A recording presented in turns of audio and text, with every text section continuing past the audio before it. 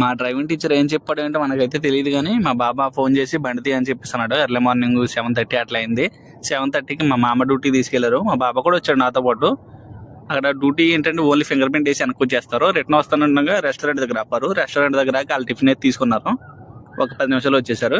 ఇంటికి వచ్చిన తర్వాత మనకి టిఫిన్ ఇచ్చారు. నాకు కుబూస్ ఇచ్చారు. కుబూస్ తినేసిన తర్వాత కాసేపటికి పరోటా ఇచ్చారు.